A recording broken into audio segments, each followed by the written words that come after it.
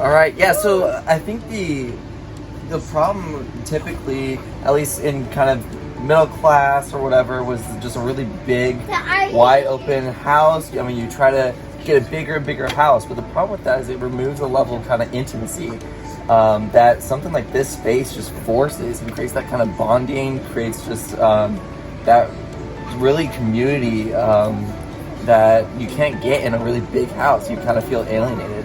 So you went to Peru? I did. I went to Peru, and I noticed they had these tiny houses. Some had little tents and things, and they welcome you in with just this pride of hospitality, and that really changed my outlook. And so I think, in a way, you're kind of modeling that level of hospitality of a small space here to encourage, that emotional community rather than just a space. Yeah. Have you ever heard of Henry David Thoreau's book, Walden Pond? I haven't. Well, he was best friends with Ralph Waldo Emerson, and Emerson lived in a town, I think it was Boston. Okay. And Thoreau was tired of the city life, so he went out to this little place near Boston out in the woods called Walden Pond, and he built a little cabin out there, and he wrote this whole book basically premised off the same idea that you just wrote.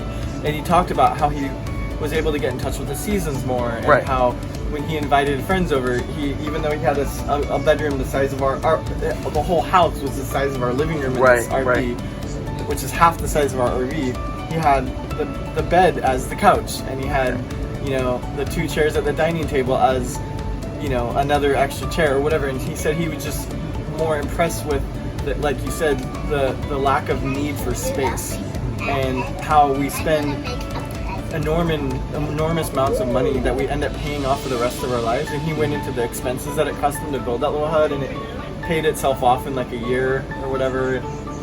He was free to do whatever he wanted in his life, and he didn't have to spend the rest of his life paying off this mortgage. And I'm not a fan of voluntary simplicity in the sense of like becoming a pauper or a poor person. Like I used to be that. I spent the first 20 years of my life being a totally poor person because I thought that was the environmentally friendly thing to do. And I think there's a way where you can balance the two, where you could have a nice house like this, but it's small enough that this house is paid off now. And another thing that's nice about it is, so that frees us up to use our income for other sources. But another thing that's nice is, like you said, it's forcing us to downsize. And like, for example, Anastasia had to go, poor Anastasia, she had to pick, out of all her toys, she had to pick a handful that she could keep on here. But we did keep a storage unit, and we're poor you. You did so good. But she's gonna, when she gets bored of these toys, we're gonna go back to storage and pick some other ones. She'll give the ones she's bored of away to like needy kids. And then eventually, when she's done with all her toys, she can get a new one. But I think having less possessions, what it does is it also opens up more interesting items in your life. So you get rid of things more often.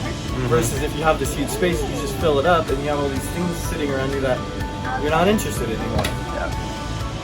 I agree with you. That's so cool. You went to Peru. Yeah. I love it. Shannon, any thoughts from you? Ditto.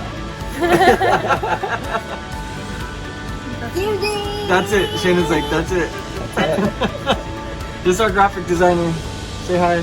Hello. She made the logo. She made the logo. She did it all by herself. No help. She made it all by herself. She's an artist. There she is. In real life. Anastasia's my biggest cheerleader. I owe it all to her. She made it all by herself. You have to believe me, right? That was epic because that is so good. How could somebody make it all by themselves? That's so cool. She's such a good artist. Thanks, dude. Did you make the RV out of Play-Doh? Yeah. There's the RV. There's the default.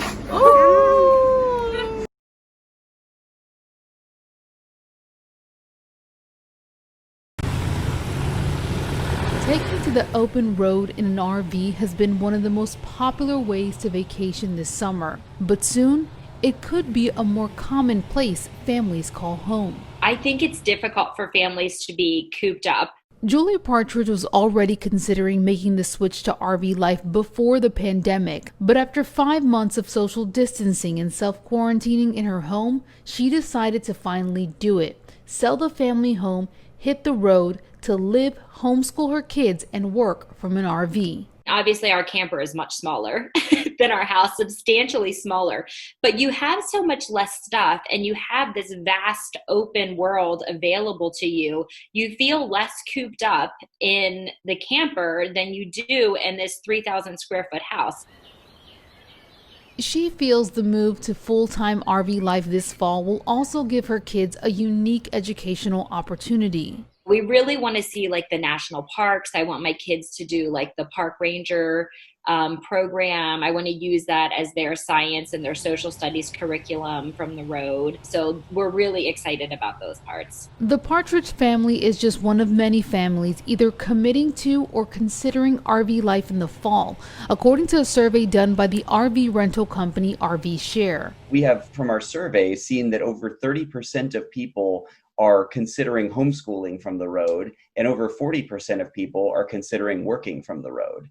And that's something that is new to the RV industry. John Gray is the CEO of RV Share. You have schools not opening on time. You have a lot of employers moving to work from anywhere models for the extended future. And those things have made it to where RVs are more appealing deep into the fall. The pandemic has changed so much in our lives. Many people are looking to get away from the uncertainty and continued concern with it. This seems to be one way for some to do that. It's saving us money and it's teaching them lessons. It's really been kind of refreshing. I'm